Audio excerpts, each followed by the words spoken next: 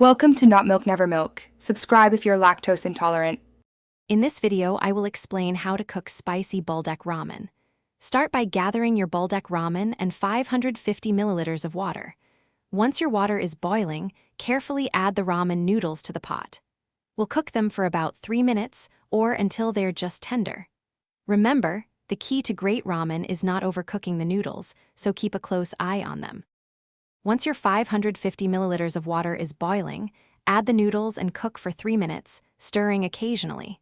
This ensures they cook evenly and don't stick together.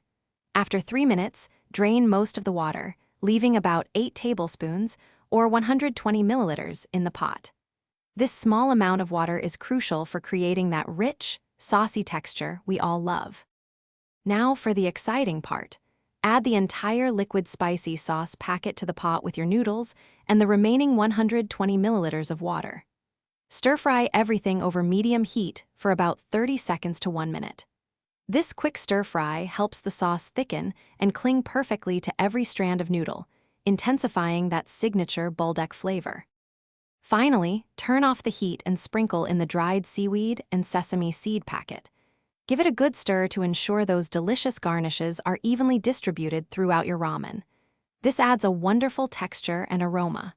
Your perfectly cooked, spicy Buldak Ramen is now ready to be served and enjoyed.